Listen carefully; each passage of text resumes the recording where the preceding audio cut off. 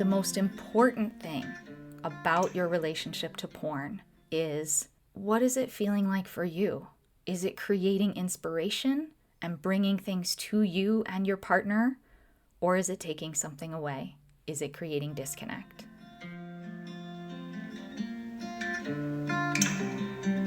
Hello and welcome to The Things That Come Between Us.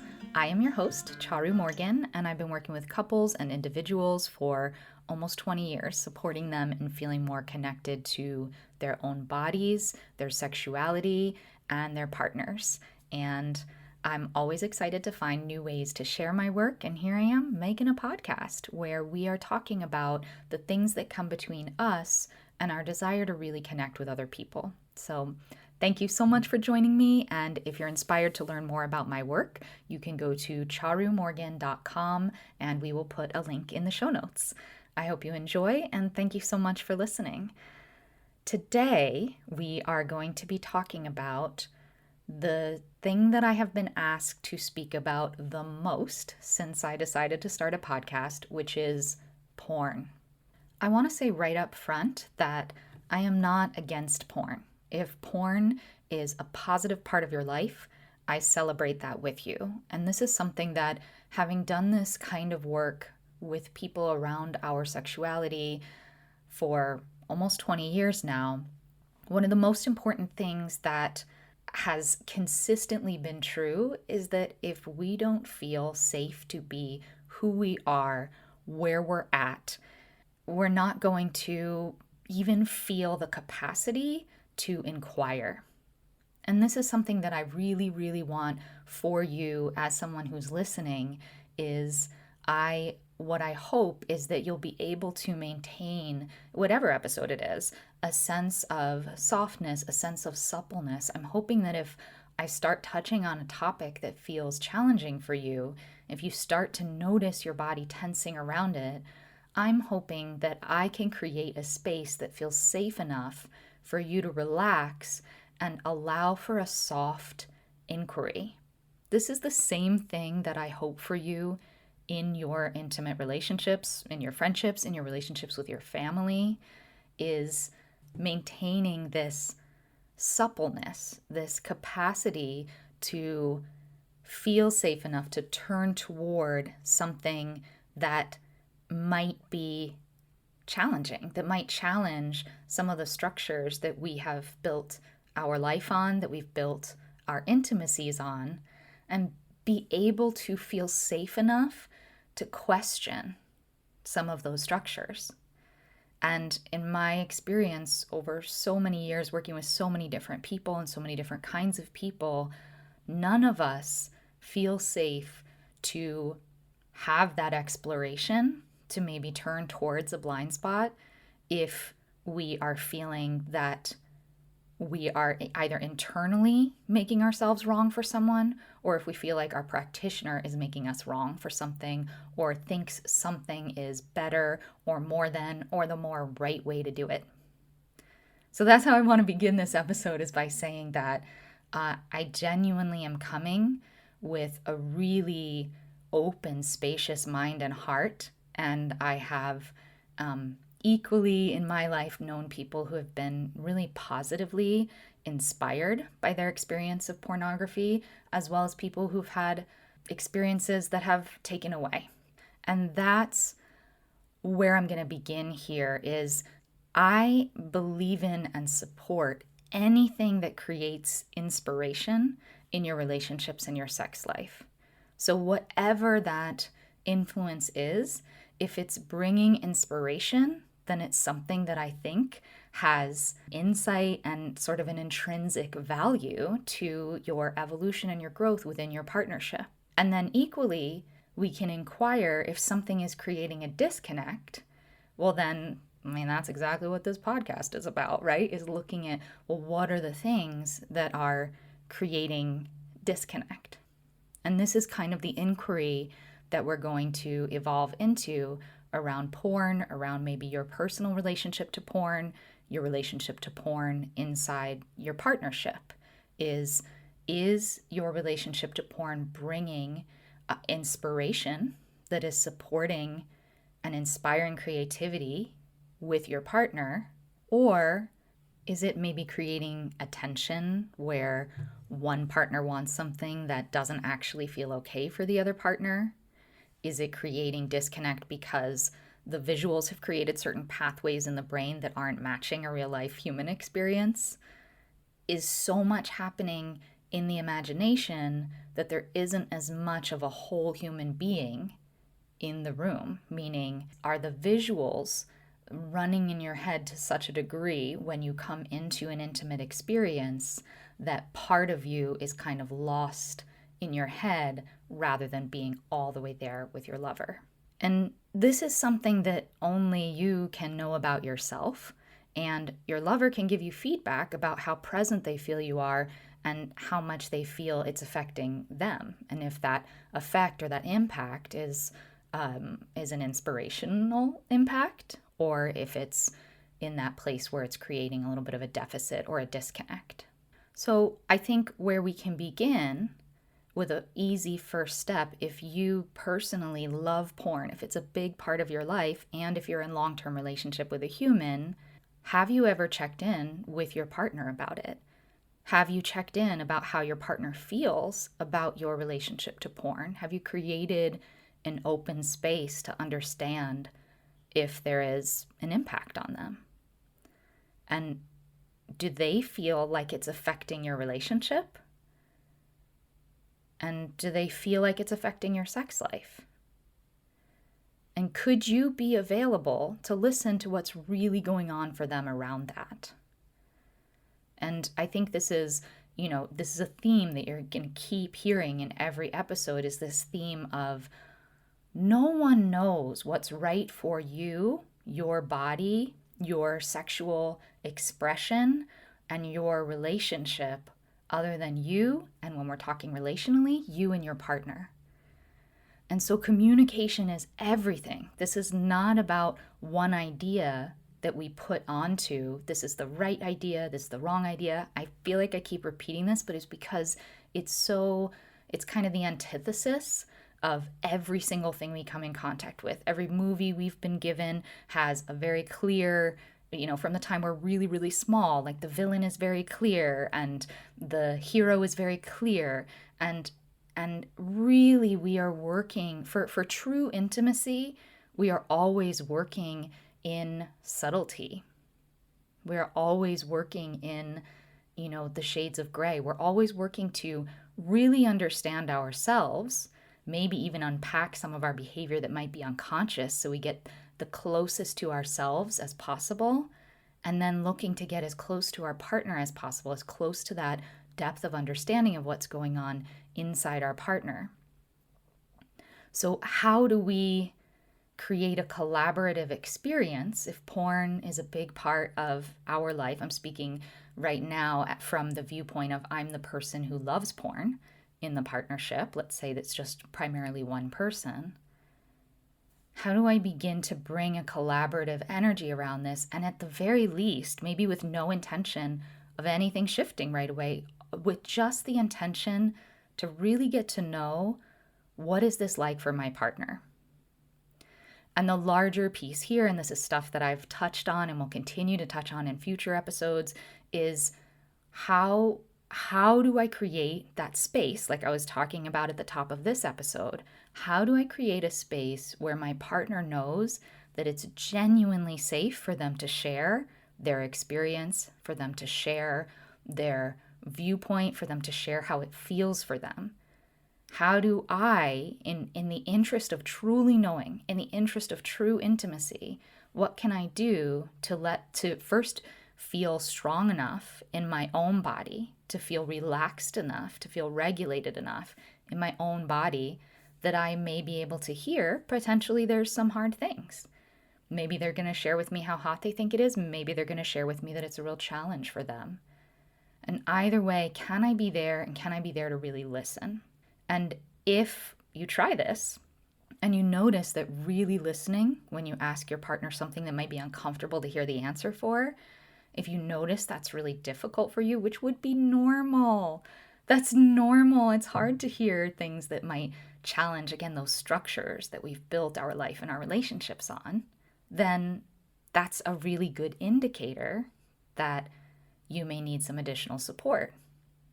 Or if, when you open up the space for your partner to share honestly, freely, with spaciousness, then you feel they come back with something that's quite harsh, with something that has a lot of blame in it.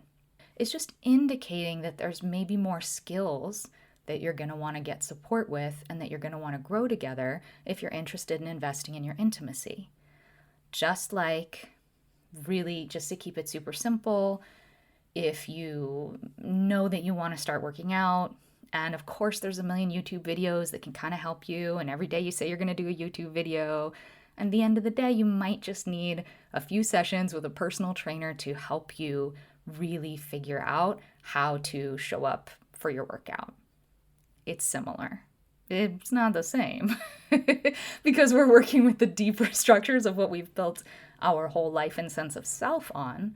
But it's similar in that it's okay if you need help here.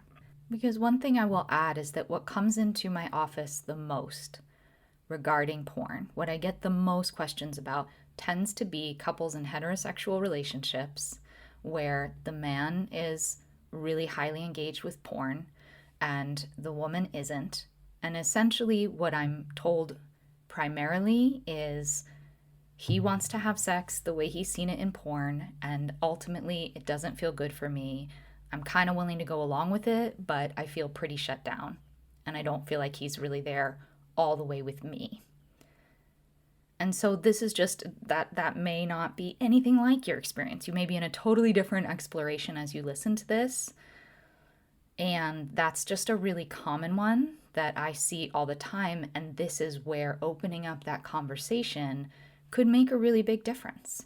And one of the reasons this is important, one of the reasons this conversation, this communication is really important, is because if in order to do what you desire sexually, I feel shut down or uncomfortable, or somehow your sexual need and desire makes me feel less present to myself and ultimately to you, well then we're not having the deepest sex we could be having, even if you are getting your need, desire met, because you're only getting a small fraction of me. And so that's why it's important to check in with your partner. In that little statement, I was taking the role of a partner, right? You know, if I, as your partner, have been bending a part of myself in order to meet that need, then you're only getting a fraction of me, which means there's so much better sex that we aren't accessing because I'm not able to bring my whole self to you. And this is where we have this really exciting space. So even if your partner says, yeah, actually, I do that and it's not really feeling good, and here's why, and here's what it feels like on my end, what's so juicy and exciting is that now you know. Now there's this whole open space for what will we explore, what can we be curious about that opens up new territory. And that doesn't mean, none of this ever means that we throw away the old things, right? Maybe there's a new space for compromise. Maybe there are ways in which some of the things that you enjoy sexually that maybe have been influenced by porn, maybe there are ways that with some negotiation can work for your partner, but the way you've been bringing them haven't been working. So this is something to, if you can put on lenses where it's not about losing something, but it's actually about gaining something. One of the things that's really interesting about a culture in which we are high level exposed to pornography is that, in my experience and experience with my clients, is that when we experience arousal for the first time, or when we experience a heightened level of arousal, like maybe in a different or a new way or a stronger way than we have before, and that is paired with certain imaging, then what I've seen and experienced is that kind of overlays with one another, where then in order to experience that particular height or that particular energy of arousal, or if it was the first time we experienced arousal, it may be in order to experience arousal at all, we need the relationship to that thing that we saw when we felt those feelings for the first time. And some of this can develop into really interesting things to be really curious about. It might develop into fetishes, which we can lean into and we can explore in ways that feel good for ourselves, for our partner. And it also may create a bit of a space where having those sensations outside of that particular story becomes more and more difficult. So this is just another one of those, there isn't one thing, there's just a lot of things at once to be aware of, the possibilities of how this might be impacting how we experience ourselves, how we experience our sex life. And of course, one of the most challenging things can be if early exposure to certain images, which maybe are really difficult to recreate in life, or maybe even unsafe, or don't feel good at all for our partner, it may ultimately mean that we're struggling in relationship, we're struggling with our sexual relationships, because essentially porn and our relationship to those images can come before the importance of our relationship to another human being. And even actual sensations of engaging with another human being can feel less than what we've experienced through self-pleasuring and the overlay of those images. And so some of the real world challenges that I've seen, like real world just physical body challenges that come with a high level of interconnectedness with porn and pornographic imagery, is a loss of a capacity for that sensitivity with a real human being. And because of that, it becoming more and more difficult to reach orgasm without the overlay of the images that are attached to when you've had those high level sensations before. And so the challenge of this is that when you are with a partner, when you are actually physically experiencing sexual pleasure with a partner, the same sexual pleasure vibrancy isn't lighting up in your body, because the pattern of having the image coupled with having the sensation exactly the way you give it to yourself, if you're self-pleasuring while you're seeing that image, can often make it feel difficult, if not impossible, to make that crossover when you're actually even feeling the fully human integrated sensations of being with another human being. And that can feel like a real challenge or even a real loss in some ways. Another thing is simply the inability to even be able to become aroused without those images. That's another potential challenge. And also just having a low libido for real life circumstances, because the preoccupation is on the fantasy world. And that's the development. It's almost like the fantasy world has become so overdeveloped, and the real life human interconnectedness world, which has riches and also interesting challenges that the fantasy world doesn't have, can just become less accessible. The real life one can feel less accessible when the fantasy world has become like the primary, can almost start to like take the place of partnering in a certain way. So if you see yourself in any of these like high level challenges from overexposure to lots of imagery, then I think the most important thing to remember is it's okay. It's okay. We all have different things in this modern life that have influenced us, that have created challenges for us, and there doesn't have to be anything wrong if this is working for you, if you're finding a way and you're feeling connected and fulfilled in ways that are important to you. If you have a partner, you're feeling connected and fulfilled in that, even if some of these challenges are a part of your life, that is absolutely fine. If you're identifying with some of these challenges that I'm naming and you're feeling like, gosh, I wish I could grow beyond that. I wish that I could actually take my intimacy and my connection with real humans to that next level, then great. There is room to grow here if that's something that you're curious about, if that's something that you're interested in.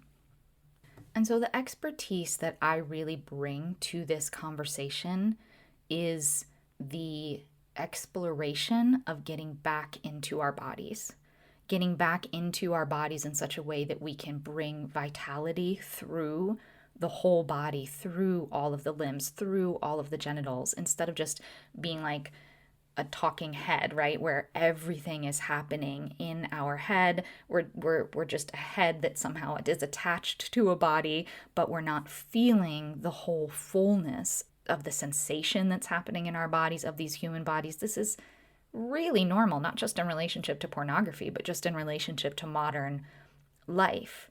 And so we begin to wake up the whole body and bring more sensation to the body so we can begin to explore our sensual sexual connections with ourselves and with our partners in a completely different way than we're used to.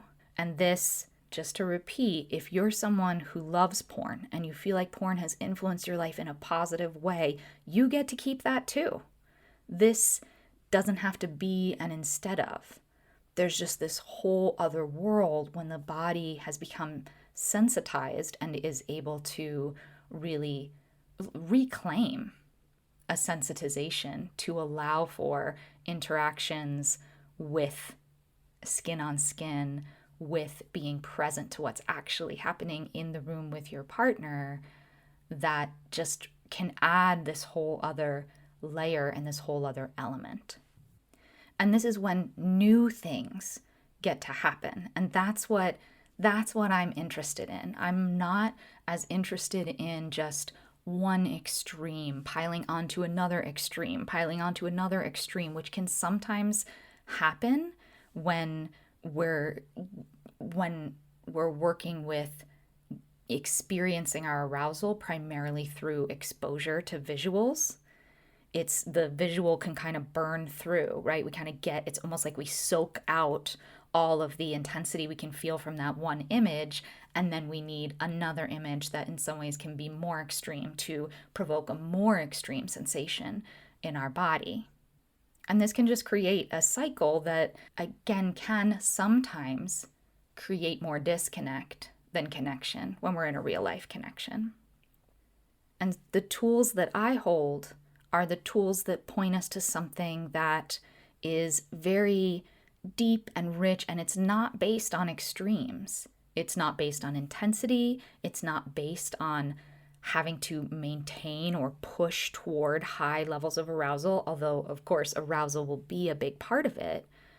It's just that we get off this stepladder of it's got to be more, it's got to be better, it's got to be higher intensity, and we can start to step into this whole other landscape where sex can become something that's like very, very different and deeply nourishing and enriching. And that's just an aside, is that I know there can often be, especially if we've really leaned hard into porn, maybe on a day when we weren't feeling great, we were feeling kind of blah, and we lean hard into a journey with some of our favorite porn, which can seem like, what a great idea, let's have some pleasure, and sometimes can be. But there can also be this other side where there's this like kind of a heaviness or I don't know, a flavor of discontent even after we've pleasured ourselves several times.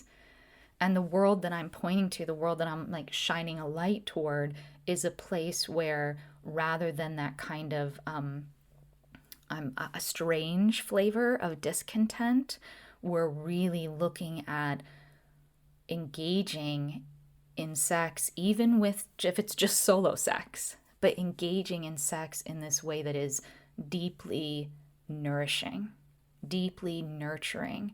It creates vibrancy, fullness, delight in the body, which is really exciting. It's really, really exciting.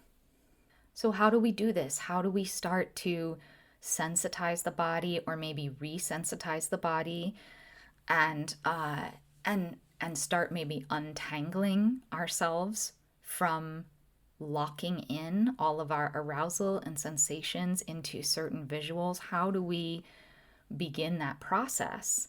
And it starts so simple. And this is one of the challenges that I've had of having a podcast where you can't see things, because a lot of the work that I do, we are working with the body to begin to, it's almost like connect everything up again so that we can feel the messages and the sensations of the body. How are we doing this? We're doing this through different breathing techniques, really simple. We did a startup breath technique on last week's episode of the pod. So we're working with the breath, and then we're very specifically working with breath and movement. We're inviting the body to integrate some of that oxygen that we're bringing into the body, some of the vitality, and we're looking at how we can bring consciousness. Sometimes we're bringing visualization. I know all of this stuff sounds so simple, and I guess the good news is that it can be. The thing that makes a big difference is repetition. A thing that makes a big difference is having a guide who's pointing you toward the specific movements and connections that your body needs, is looking for where your body may be locked up and experiencing disconnection, and pointing you toward how to bring the breath and the opening into those places. That's going to unlock a lot of different things. There may be emotional stuff hidden under the surface there. That's why you want a practitioner who's going to be able to be present for that process of whatever opens up emotionally as you start finding your way back into the body, back into more sensation. And so the actual practices we do are very simple.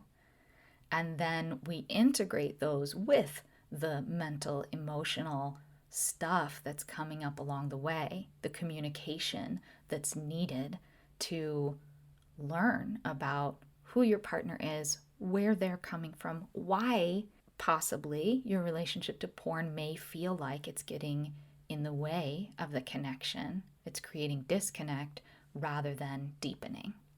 And I've been thinking about this quagmire, this unique challenge of, I love having this podcast. I love talking to you about the intricate pieces of the puzzle that bring together all these different things. And yet a lot of the things that I want to share with you are movement based, are breath based, of, when we really start to get into the nitty gritty and you're ready to take some next steps. And of course, I love to be available for you as a support. I do one-on-one work. And also, I know that's not going to be right for all of you. And I'm just looking at how to create resources.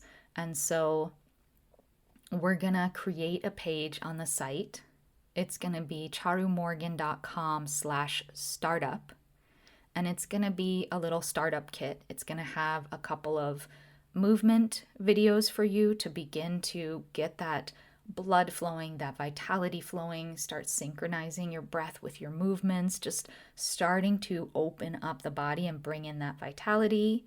And then we're also going to put in one of my full-length couples classes that I did. I used to do these date night classes. I'm not offering them at the moment, but we're going to put in one of those full-length date night classes if you're wanting to do some work specifically with your partner.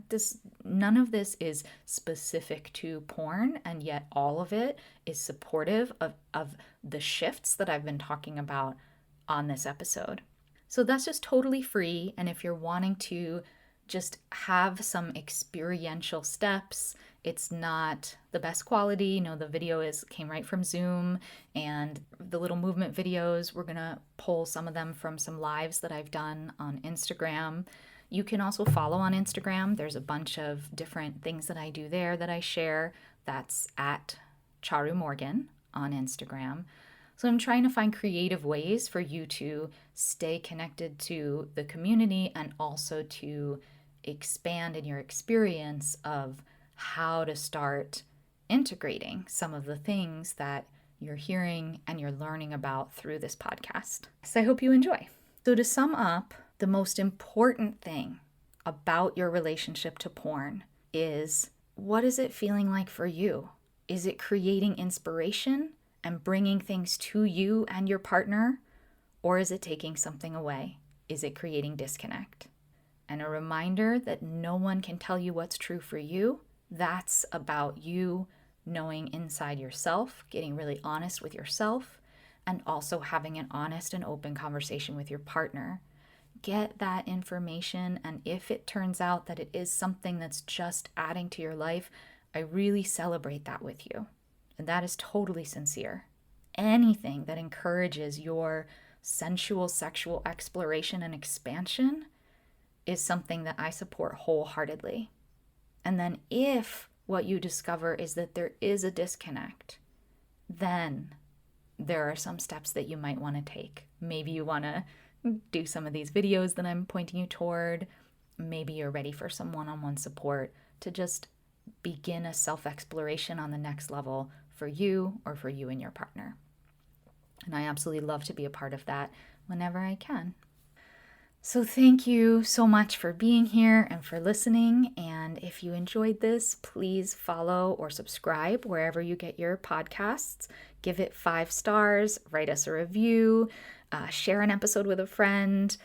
I really get so excited whenever I see that someone has left a review or left us some stars. It helps so much to just continue to get the word out in this world of being a small business. Every little bit that we're able to get exposure is really powerful and goes a long way. So just thank you from the bottom of my heart for being here, for listening, for telling all your friends. And there'll be links in the show notes to that freebie, as well as just how to get to my website and learn more about my work. I'm here to support you if you're ready for that kind of one-on-one support. And I will see you all next week.